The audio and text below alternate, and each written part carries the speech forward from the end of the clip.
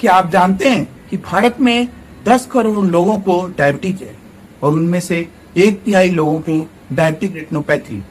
और सबसे आश्चर्य की बात यह है कि 90% लोगों को पता ही नहीं होता। इसीलिए आज का यह एपिसोड जो लोग डायबिटिक हैं या जिनके घर में कोई डायबिटिक पेशेंट है उनके लिए आई ओपनर होने वाला है। नमस्कार, मैं doctor DK Rai, diabetologist, diabetes care home channel पर आपका स्वागत है, जहां हम बात करते हैं डायबिटीज के रूट कॉज को रिवर्स करने की, ऑर्गन्स को प्रोटेक्ट करने की और मेटाबॉलिक हेल्थ की। और इसी कड़ी में हमारे साथ हैं डॉक्टर राकेश गुप्ता सर, जो प्रसिद्ध ऑप्थेल्मोलॉजिस्ट और मोटिवेशनल स्पीकर हैं, TEDx स्पीकर हैं, श्रेया आई सेंटर ग्रुप के चेयरमैन हैं। और इनकी जो सबसे बड़ी खासियत है वो यह है कि यह दोनों हाथों से इक्वल एफिशिएंसी से सर्जरी करते हैं। तो आइए स्वागत करते हैं डॉक्टर राकेश गुप्ता सर, आपका स्वागत है। धन्यवाद।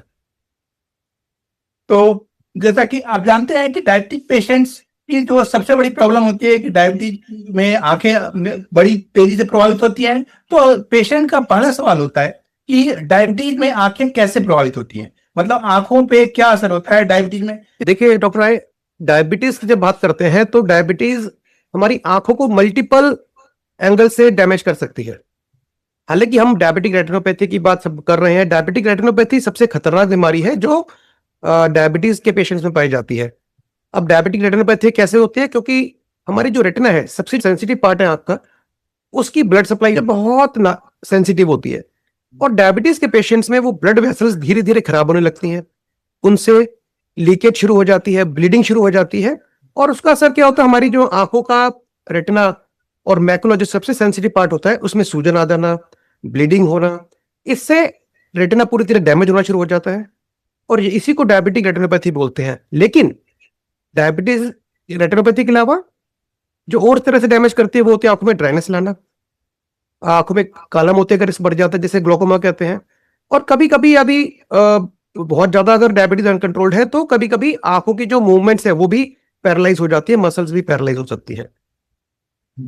तो आपने बड़ा अच्छा बताया कि कैसे डायबिटीज आंखों को अफेक्ट करती है। अब पेशेंट के मन में कई बार ये सवाल होता है कि हमारा HbA1c नॉर्मल रेंज में है, अपनी डायबिटिक रेंज में है, शुगर भी कंट्रोल है, तो फिर हमारी आंखें कैसे अफेक्ट होंगी? यह मिथ कितना पेशेंट के लिए घातक है? देखिए, इसी सोच में मैं हर महीने 2-3 पेशेंट ऐसे जरूर देखता हूं जिनकी आंखें पूरी तरह खत्म हो चुकी होती हैं और अगर डेली बेस पे देखा जाए तो 5-6 मरीज रोज ऐसे आते हैं जिनको जब रूटीन चेकअप पे लाते हैं हम बताते हैं कि आपकी आंखें शुगर से बहुत ज्यादा एडवांस्ड लेवल पे खराब हो चुकी हैं।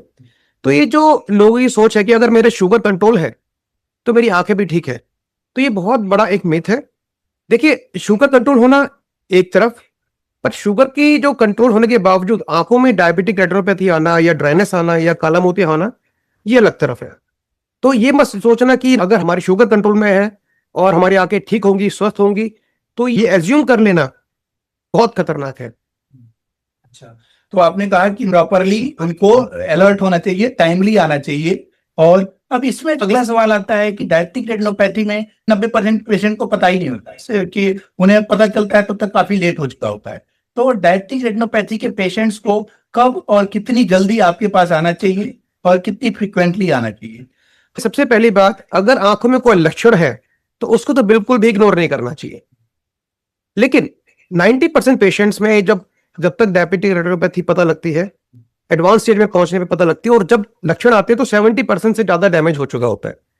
तो ऐसे में क्या करना चाहिए? तो हमें एक प्रिवेंटिव हेल्थ चेकअप के रूप में हर साल में एक बार 2 घंटे निकाल के आंखों के स्पेशलिस्ट के पास जाके, यानी कि ऑप्थेल्मोलॉजिस्ट के पास जाके 2 घंटे निकाल के डायलेट करके आंखों की चेकअप कराने चाहिए।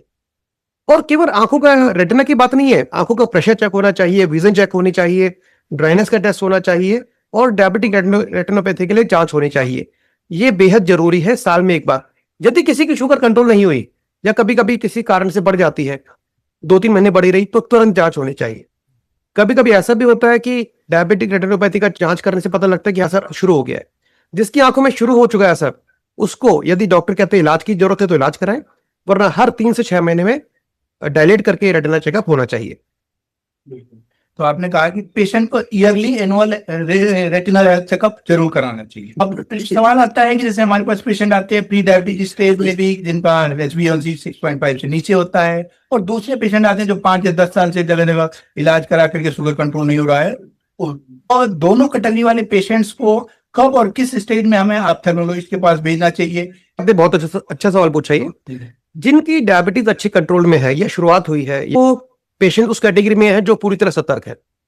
अब देखिए यहाँ पे एक पैराडॉक्स है। जो लोग सतर्क होते हैं उनको तो साल में एक बार जांच कराना ही बहुत है, और जो सतर्क नहीं है, किसी भी लापरवाही से उनकी शुगर कंट्रोल नहीं हो रही, या दवाई नहीं ले रहे, या डॉक्टर के पास नहीं जा रहे, उनकी शुगर बढ़ी हुई है, उन लोगों को एक्चुअली हर 6 महीने में हर 3 महीने में जांच करानी चाहिए।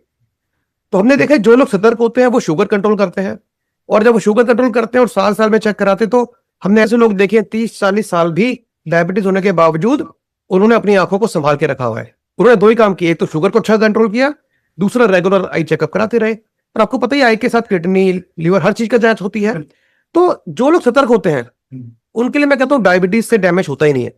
दुर्भाग्य से होता है कि जो लोग पहले तो लापरवाही करते हैं डायबिटीज के लिए, आपने देखा होगा शुगर हो रही है, परवाह नहीं की, चेक ही नहीं कराते समय समय पे, बहुत सारे पेशेंट दवाई लेके छोड़ देते हैं, डॉक्टर के पास जाना बंद करते हैं। अब ऐसे लोगों में ज्यादा फ्रिक्वेंटली जांच होनी चाहिए। मेरे हिसाब से हर 6 मंथ्स में उनको एक बार जांच जरूर करानी चाहिए।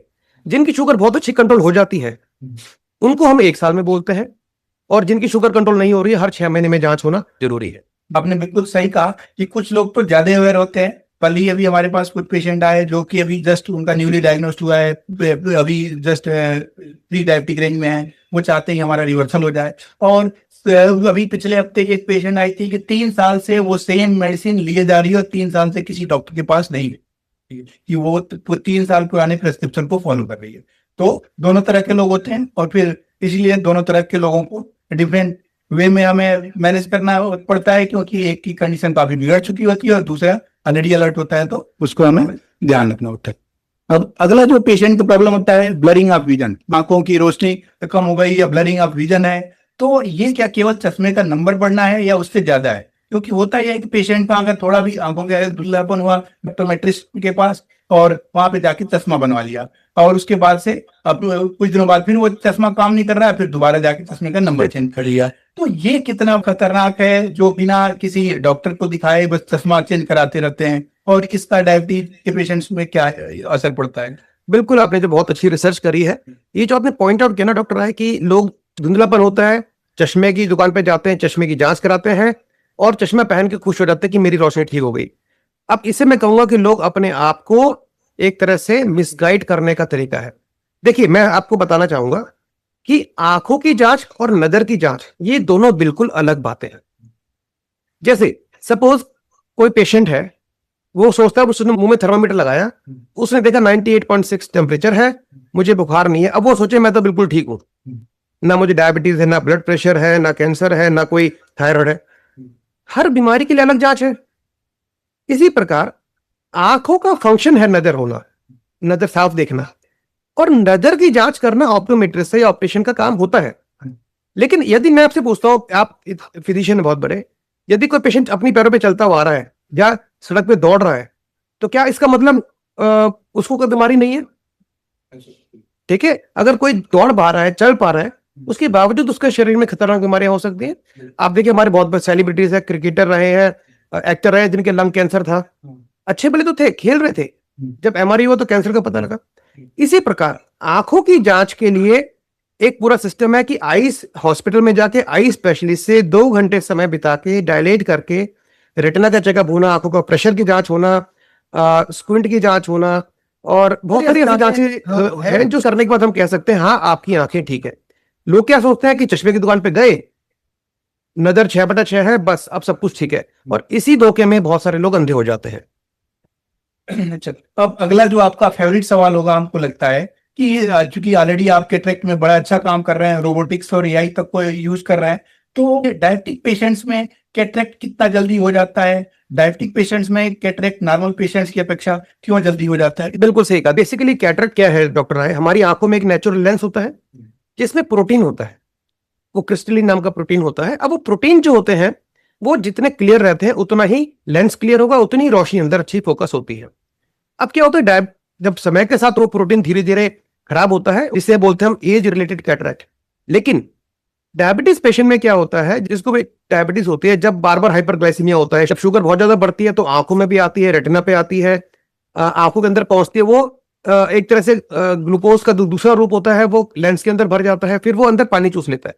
अब उससे क्या होता है, आंख के अंदर का जो प्रोटीन है वो डिस्टर्ब हो जाता है, और एक बार डिस्टर्ब होने के बाद वो सफेद बनना शुरू हो जाता है, उसका रंग बदल जाता है, कोएगुलेट हो जाता है। जैसे अंडे को आपने देखा, अंदर प्रोटीन क्लियर होता है, एल्बुमिन, और वो उबलने के बाद सफेद हो जाता है।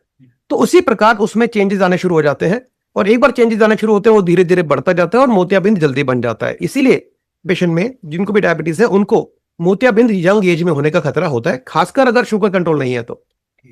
यानी अगर डायबिटिक पेशेंट है तो उसको कैटरेक्ट के चांसेस पहले हो जाते हैं, बिल्कुल, और नॉर्मल पेशेंट के अपेक्षा। अच्छा, तो अब अगला, जैसे कि आपने बताया कि दो तरह के लोग होते हैं, जो एक तो हेल्थ के प्रति कॉन्शियस होते हैं और दूसरा जो हेल्थ के प्रति कॉन्शियस नहीं होते हैं। तो जो हेल्थ के प्रति कॉन्शियस होते हैं उन पेशेंट्स के लिए अब हमारा सवाल है कि वो पेशेंट कौन कौन सा आई टेस्ट रेगुलरली कराएं, तो कितने इंटरवल पे कराएं ताकि उनकी आई सेफ रहे। बिल्कुल डॉक्टर राय, मैं कहना चाहूंगा कि पेशेंट किस लेवल पे अवेयर रहना चाहता है। मैं कहूंगा हर साल हर व्यक्ति का एक स्कैन होना चाहिए ड्राइनेस के लिए, या आंखों में ड्राइनेस तो है कि नहीं, उसके लिए स्पेशल ऑकुलर सरफेस एनालिसिस आती है। फिर हर साल आंखों के प्रेशर की जांच होती रहनी चाहिए। प्रेशर की जांच अगर नॉर्मल है तो उसके बाद हम डायलेट करके रेटिना चेक करते हैं।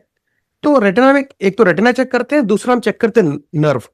ऑप्टिक नर्व होती है, रेटिना होती है जो नस से आंख की रोशनी देखने वाली, और रेटिना जो दृष्टि पटल बोलते हैं जिसपे इमेज बनती है। अब शुगर तो हर हिस्से में डैमेज कर सकती है, तो रेटिना का स्कैन करने के लिए जो डायबिटिक रेटिनोपैथी के लिए होता है, तो मैं सलाह देता हूं हर साल डायलेटेड फंडस चेकअप तो होना ही चाहिए, जो डॉक्टर खुद देखते हैं। लेकिन जो डॉक्टर ने देखा उसका एविडेंस क्या रहता है, उसके लिए एक फंडस फोटो होना चाहिए। इमेजिंग सिस्टम आते हैं आजकल, हर आई हॉस्पिटल में होते हैं, कि एक फोटो खिंचवा लेनी चाहिए रेटिना की। उससे पता लगता है कि ब्लड वेसल्स कहाँ पे कितनी मोटी हैं, पतली हैं, कहीं ब्लीडिंग तो नहीं हो रही। और इससे ऊपर होता है एक स्कैन जिसे बोलते हैं OCT, ऑप्टिकल कोहेरेंस टोमोग्राफी। जैसे रेटिना तो आपका सरफेस की इमेज ले लेता है, OCT स्कैन रेटिना की सारी लेयर्स की स्कैनिंग कर लेता है। एक बार OCT और फंडस फोटो होने के बाद अगर वो नॉर्मल है, इसका मतलब डायबिटिक रेटिनोपैथी आपकी आंखों में सीरियस लेवल पे है नहीं, होगी बहुत हल्की हो सकती है, जिसके लिए इलाज की जरूरत नहीं है। नसों की जांच की बात जब आती है काला मोतिया के लिए, तो उसी में OCT होता है हमारी नसों की टेस्ट के लिए, वो भी हो सकता है। अब क्या होता है, बेसिक चेकअप के बाद आपके डॉक्टर आपको एडवाइस करेंगे कि आपको कौन कौन सी जांचें करानी है। अब यहाँ पे मैं पॉइंट कहना चाहूंगा, क्योंकि उन जांचों में खर्चा होता है तो लोग थोड़े घबरा जाते हैं। सबको लगता है जब तक बीमारी नहीं है हम स्कैन क्यों कराएं। लेकिन देखिए, अब मैं जैसे आपसे पूछूंगा कि शुगर का टेस्ट एक नॉर्मल आदमी को कितनी बार कराना चाहिए साल में, आप क्या बोलते हैं उसके लिए? बिल्कुल, हम बोलते हैं हर 3 महीने पे HbA1c कराइए और फास्टिंग भी तो रेगुलर उसका चार्ट बनाते रहिए, ताकि आपको फ्लक्चुएशन पता चलता रहे।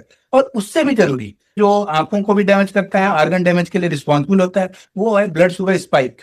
हाँ, क्योंकि हम फोकस करते हैं कि फास्टिंग भी पे, लेकिन जो ऑर्गन को डैमेज करता है या HbA1c को बढ़ाता है वो ब्लड शुगर स्पाइक, और यूजुअली वो पता ही नहीं चलता, क्योंकि हम तो फास्टिंग भी चेक किए। अब इसीलिए हमने क्या किया कि पेशेंट को कोई भी एडवाइस करने से पहले 7 डेज उसका कंटिन्यूअस ग्लूकोज मॉनिटरिंग पे रखते हैं। अभी जैसे हमारे कुछ पेशेंट जो चल रहे हैं, अब उनमें से एक पेशेंट का 70 ब्लड शुगर स्पाइक जा रहा है, लेकिन उसका फास्टिंग 140 150 आ रहा है, तो उसे पता ही नहीं चल रहा था कि उसका ब्लड शुगर इतना हाई है, और उसको डायबिटिक रेटिनोपैथी है, उसको इंजेक्शन लग रहा है। सबसे बड़ी चीज जो आंखों को डैमेज करती है, बाकी किडनी को डैमेज करती है, नर्व को डैमेज करती है, वो ब्लड शुगर स्पाइक। इसीलिए फास्टिंग पे शुगर के अलावा कंटिन्यूअस ग्लूकोज मॉनिटरिंग करके शुगर के पैटर्न को समझना भी उतना ही जरूरी है जितना कि HbA1c और रेगुलर टेस्ट करना। तो इसी प्रकार हमारी आंखों पे क्या होता है, प्रेशर फ्लक्चुएट करता है। तो अगर कभी कभी ऐसा होता है क्लिनिक का आवर्स में किसी का 18 प्रेशर, लेकिन हो सकता है रात को 24 हो रहा हो, तो प्रेशर फ्लक्चुएशन तो चेकअप करना बहुत मुश्किल है, क्योंकि हम 24 घंटे नहीं कर सकते। तो उसके लिए क्या होता है, हम कहते हैं कि ठीक है प्रेशर फ्लक्चुएट कर रहा होगा तो आंखों की नस पे दबाव हो रहा होगा, तो उसके लिए आंखों का नर्व का भी स्कैन हो जाता है। तो अगर हम डायबिटीज रिलेटेड बात करें तो एक तो ड्राइनेस का एनालिसिस, फिर फंडस फोटो, फिर OCT और आंखों के प्रेशर की जांच, ये हर साल होती रहनी चाहिए। लेकिन इसके अलावा भी कुछ जांचें होती हैं जो स्पेसिफिक केसेस में केयर करी जाती हैं, जैसे ऑटोमेटिक पैरामीट्री होती है कि नस पे अगर दबाव पड़ रहा है तो काला मोतिया का खतरा है, उस काला मोतिया के खतरे को चेक करने के लिए विजुअल फील्ड एनालिसिस होती है। तो देखिए, बहुत सारे ऐसे टेस्ट होते हैं जिसमें कभी पैसा खर्च होता है तो लोग उस समय घबरा जाते हैं। पर मैं इस पॉडकास्ट के माध्यम से बताना चाहूंगा जनता को कि साल में अगर आप 5-6 हजार रुपए 10 हजार रुपए खर्च करते हैं अपनी आंखों की सेफ्टी के लिए, तो शायद आपको आने वाले समय में नजर को तो बचाएगा, साथ ही साथ जो लाखों रुपए इलाज में खर्च होने वाले हैं उनसे भी बचा लेता है। यानी ये एक तरह से आपका इंश्योरेंस होगा, इंश्योरेंस का प्रीमियम आप पे कर रहे हैं ये रेगुलर टेस्ट करा करके। तो ये आपने बड़ा अच्छा बताया। अब इसी से जुड़ा एक सवाल है कि रेटिनल एग्जामिनेशन के बारे में थोड़ा सा एक्सप्लेन करिए। तो देखिए, पहली बात तो है कि हर साल इवन नॉर्मल व्यक्ति को भी अपनी आंखों की जांच करानी चाहिए। इस पॉडकास्ट के माध्यम से हम डायबिटिक रेटिनोपैथी पे फोकस कर रहे हैं, जो डायबिटीज पेशेंट्स के लिए। लेकिन मेरा कहना है कि नॉर्मल व्यक्ति, आप हैं, मैं, अभी कोई डॉक्टर, सबको साल में एक बार समय निकाल के डायलेट करके अपनी पूरी आंखों की जांच करानी चाहिए। जब डायबिटीज हो ही गई है तो शुरुआती स्टेज में अगर शुगर अच्छी कंट्रोल है, या शुरुआती स्टेज में पहले 5 साल तक हम बोलते हैं साल में एक बार जांच कराइए। लेकिन एक बार 5 साल निकल गए तो उसके बाद हम कहते हैं कि हर 9 महीने में जांच होनी चाहिए। क्योंकि हर 9 महीने में जांच होने के लिए एक रीजन है, क्योंकि स्टडीज से प्रूव हुआ है कि अगर साल भर का हम गैप देते हैं, जिनकी डायबिटीज पुरानी हो चुकी है या जिनकी आंखों में डायबिटिक रेटिनोपैथी शुरू हो चुकी है, उनमें 9 महीने के अंतराल पे डैमेज इरिवर्सिबल हो सकता है। तो ETDR स्टडी उस हिसाब से ये सलाह दी जाती है। और जिनको 10 साल से ऊपर डायबिटीज हो चुके हैं, अगेन डायबिटीज कंट्रोल होने के बावजूद हर 6 महीने से 9 महीने के बीच में जांचें होती रहनी चाहिए। और किसी को अगर डायबिटिक रेटिनोपैथी शुरू हो गई है और डैमेज हो रहा है तो उनको तो कभी कभी हम हर तीसरे महीने भी जांच कराने के लिए बोलते हैं। अभी बता रहे थे कि फंडस टेस्ट एंड OCT, इसमें थोड़ा सा क्लैरिफाई करिए कि इन दोनों में क्या डिफरेंस है। फंडस टेस्ट और OCT एक आम पेशेंट कैसे समझे कि ये दोनों में क्या डिफरेंस है? हाँ, ये बड़ा अच्छा पॉइंट उठाया, क्योंकि कभी कभी हम डॉक्टर्स ने ही टर्मिनोलॉजी बना रखी होती है और पेशेंट कंफ्यूज हो जाता है। जैसे फंडस टेस्ट और रेटिनल एग्जामिनेशन एक्चुअली एक ही बात है। लेकिन फंडस टेस्ट जब हम बात कर रहे हैं तो फंडस होता है हमारी आंख के पिछला हिस्सा, जिसमें रेटिना भी है, रेटिना का मैकुला हिस्सा भी है, ऑप्टिक नर्व भी है। तो फंडस इज लाइक, जैसे अगर मटके को हम उल्टा करके रखें तो ऊपर वाले हिस्से को फंडस बोलते हैं। ऐसे हमारी आंख एक गोलाकार है, तो जो पीछे वाले हिस्से को फंडस बोलते हैं। तो फंडस वो एरिया पूरा हो गया और उसमें रेटिना भी है, नर्व भी है। अगर हम रेटिना की जांच कर रहे हैं तो रेटिनल एग्जामिनेशन बोलते हैं, नर्व की जांच कर रहे हैं तो नर्व एग्जामिनेशन बोलते हैं। फंडस टेस्ट एक नॉर्मल ब्लैंकेट टर्म है जिसमें कि दोनों ही चीजें की जांच हो जाती है। OCT एक मशीन से स्कैन किया जाता है, जिससे कि रेटिना की जो लेयर्स है, रेटिना की एक्चुअली 10 लेयर्स होती हैं, तो हर लेयर की जांच की जाती है। उसमें क्या होता है, कोई भी परत अगर मोटी हो रही है, सूजन आ रही है, या फट रही है, या कोई ब्लीडिंग हो रही है, वो सारा उस स्कैन में आ जाता है। और ये देखा गया है कि जब तक आंखों पे असर पड़ता है, जब तक सूजन या वो जो तकलीफ बहुत बढ़ चुकी होती है, इससे भी जरूरी जो आंखों को भी डैमेज करता है, ऑर्गन डैमेज के लिए रिस्पॉन्सिबल होता है। शुगर से नजर तक पॉडकास्ट पार्ट 2 लिंक बिलो।